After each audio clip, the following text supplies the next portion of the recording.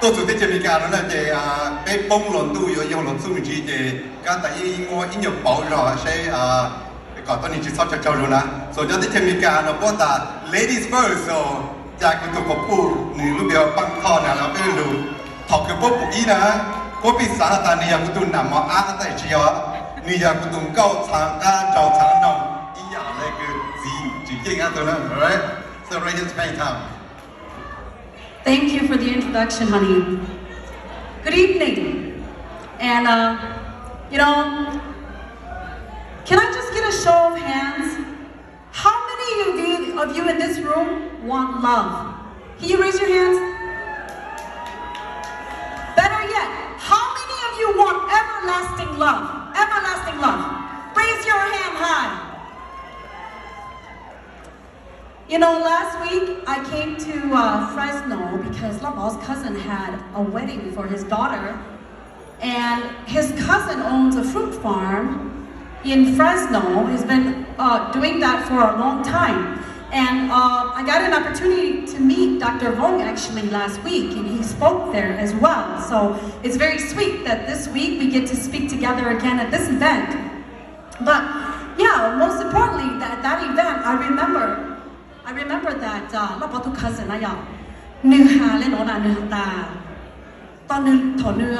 he's a farmer, right? Chị chọn lâu mà có một lần mà bố cho xong họ mà bố tao nói xong họ xí nè, tất nhiên tôi chú lu nó tới chơi nó này ạ, thì người cởi tờ ta có yêu chủ cho chỉ mang chính đồng, có cho ý ra xí có tao nó nên gặp nó biết cho xong nó nè, tất nhiên mà nửa ta giờ có một mình tôi mới nhon mà cái tao nó tăng ý cha ý chỉ, tôi chỉ dùng trong người cho lưu trong đó xa. Cú trong sáng ta cũng chừng móp lắc đầu ra một trong tụi mình nhỏ nụ nồi April 8th, 48 now, which actually is a very auspicious number, meaning that you are determined to prosper. So there couldn't be a better day, a better night than tonight for us to gather, celebrate, and bear witness to the everlasting love of Yeng's family. Let's take a step back in time now. When Uncle Yeng was born, he was named Yeng, which also means winner. That's right. And he was a winner first because he was one of the most successful and highly educated students of his time. I think he might be the top now. That education laid the foundation for his successes already. And after the war, he went to France as a young man. You know, what's so sweet was in his hands, he carried a picture of a young maiden, Hmong maiden, his current wife. They had never met, they'd just seen each other from a distance. But he remembered her, she was remarkable. He knew what he wanted, he had a plan, he was focused. And he was courageous. Thôi đó lâu hà đó chỉ nghe ta, có yêu tông thạc của bùa vậy. Chỉ nếu muốn tông lại lỗ họ cho lưu chỉ nghe ta, tu nói yêu của tông bùa có một, mấy một thọ, mấy một hà, mấy một cái chơi hà là mấy một hà xin được có cả yêu cùng. Chỉ cho lâu sao lại môn tháp tàu giật chỉ nghe thọ này chỉ là câu xưa gì, bố sao lại môn nông giờ chỉ nghe hà ta, có một cả yếu tu hui yên rồi. Yeng giờ chỉ Yeng ta, giờ lúc bé hồi Yeng mà yếu xưa đó, giờ bây giờ, chỉ nếu lúc bé là nên khắp thang ra nên Yeng thì nên cứ Yeng cho cái lâu tận nên tụi họ bu, giờ bố trả lời nó trong bò thì bố ta mấy đứa nó nên tương sai ta mail order nó giờ mail order bride nó nè, giờ bố trả lời mua giờ chỉ Yeng, sang tô mòn lỡ chỉ Yeng khám cho thì phát tế thì. Ở tôi trả lời chị, ở tôi cho cái lưu cho ta, ở tôi chỉ tao xin chỉ lấy lo, ở tôi xin bù sữa, ở tôi xin nhà bỏ lên đó là na, yo, cho cái lưu tôi tặng lên đó bây giờ. Nhớ trong phát kỳ này yo, ở tôi trả lời một bao tụi mình nhiều, ở tôi cho cái lưu chị tao, cho tụi mình nhiều thổ lộ nữa, ở tôi khó yên, chỉ chỉ可以ที่อ้อย呢ยิ่งตัวปูลูกชาลุนจืดจุกลูกแต่สิ่งนี้可以ที่เป๊ะมาจึงให้ช่างนะอย่าอ้อตัวอ้อเลยยิ่งโอเคอย่าอ้อตัวจีอ้อตัวจะมินอยู่นะแต่ก็เราทะเลมัวสีจียิ่งลูกเป็นเราตีว่าจียิ่งเนาะ要不要จียิ่งกันนะผีเลยไรอ่ะ咁被呢，用到了好的，错长错样，正经呢，我都知道的，应没应等错嘞。如果你我都 guess 那我们说没应还要不要？个啥事没应？你有一度当中你做 Fresno 呢 ，so we thank you for your service. Anyways, going back to my story, no matter how successful of a career Uncle has had, his greatest pride and joy, his most powerful legacy,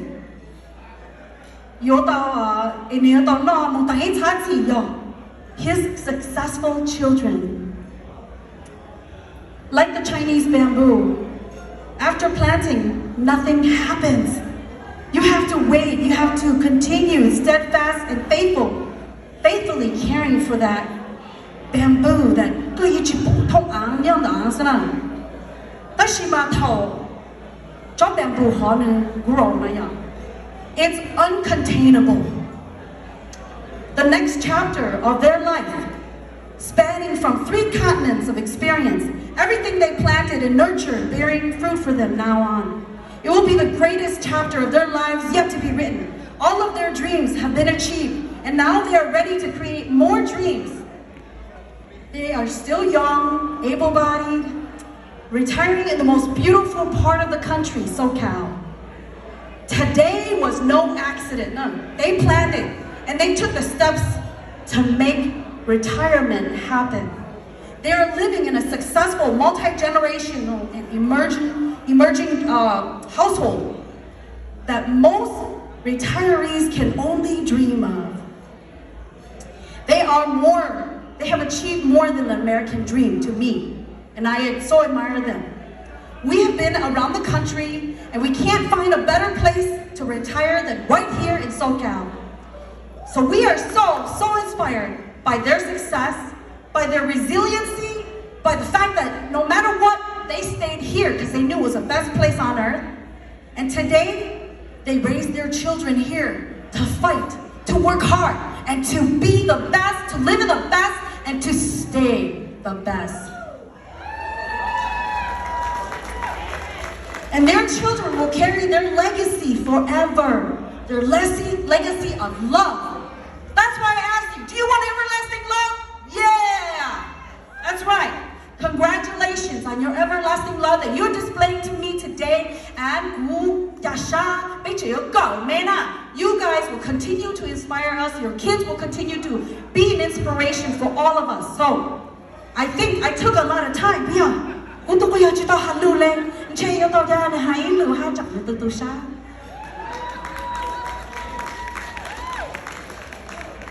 我找到了更难的，哇 ，Thank you。OK， พอการละต่อไปความเล่แล้วเลยมาปี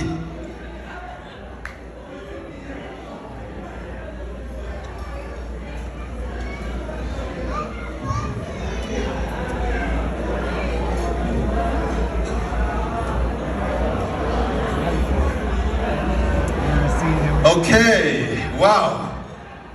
All the speaker, me had lo to rong lao la je ko do change de ja che ko yo ha chi tao la. Ku mo sang lo na ku shao ta kan yo speech ku yo ha ta chi de han che ku mo in yo bao ra la. Ta che ku sa ha ta nya le ku ji ju yin ya, zhe ji yan bu na. Yo tao ha yo zhe ra ku sa shen shuo ko a do na ya. Okay.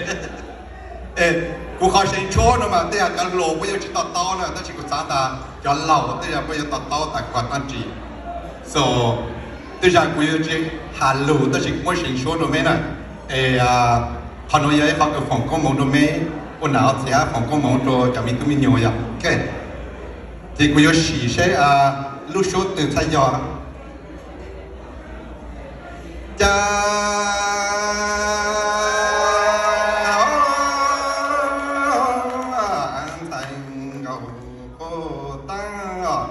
Tang ô để chỉ khử cho ta cụ chia mất một page gì qua chỉ khử thì cụ tao làm một sấy này ok rồi anh đi ra chỗ nó ai cho mong cha giống nuôi vừa giờ rong na trừ rong sông họ em đi để cho cứ tin này trắng bao như chê lễ quân đạo ta số gì tổ bao bi là em thu cho bi trong ni họ lễ vui tôi đưa tề tu lời tề ký tề sai tề bảo em thơ ta bi linh na linh gì nu sa ta tổ tu sa trong y rê trong họ chăng cho nó vừa giờ trong ta đủ trong na ni họ y rê cho cứ tìm mò lời này cha bao nhiêu mê lễ vương đạo ta số gì tua chùa bên trời bao chùa bên là ni họ lễ vương tua chùa ta tê tu lợ tê khi thơ có ta bên lễ na linh chỉ dù cái đó cái chỉ ta nữa anh ra cho nó cha bi lên na lệ chỉ lệ yo to chùa cha ti là tròn anh hư nói lệ yo trao xa lời chủ cho cứ bằng để tu để ghi lưu này trong họ em nu nó để tu là để khi chế lễ vua mua bên lên na lên chỉ u cho lưu tơ linh cầu trong lưu trong sáng thu lễ vua mua nhỏ li đua trong lưu trong mong sáng thà nước họ lên na lên chỉ chế lễ vua phổ công chúa mong cho tề tu là tề khi ta nương nó chê mẹ cứ cu tổ tu tao cu ni họ em mẹ cứ nhà lo tao nhà nữa họ em mẹ luôn này chê lễ vua ta bà chỉ bà mẹ ý chỉ tổ lão là ý tha cụ tiền tu tiền sai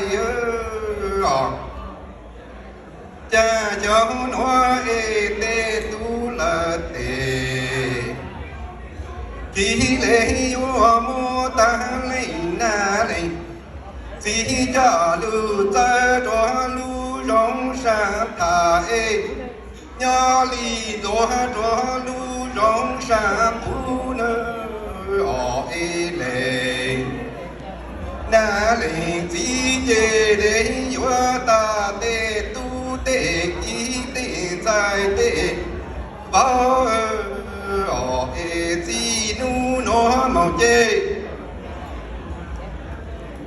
mẹ chỉ nu nó màu chê mẹ cứ nhà là tao nhà cứ cu tổ tu tao cu ni họ mẹ luôn này chê lễ vua ta ba chỉ na cha pa nu on y tê tu la tê kia chê chê yo lo nhỏ là Say more calling out to the bong. Oh, nu nó chê bê y để joy. Lấy vợ thọ tao và chữ giờ sao phong. Câu chúa mô cho bê lấy na lệ. Chỉ có mi chuẩn đi tu kinh nó. Ta nhớ rong na cha y bùa xong. Ngọ ích mẹ vợ ya tao lưu cầu tòng. Anh chú cao lão cho tệ.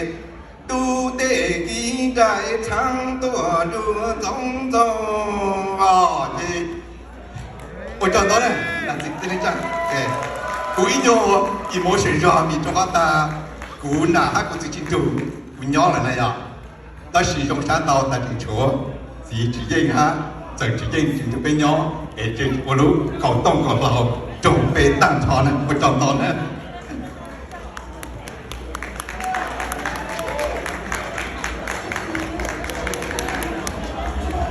All right, thank you everybody. Again, congratulations.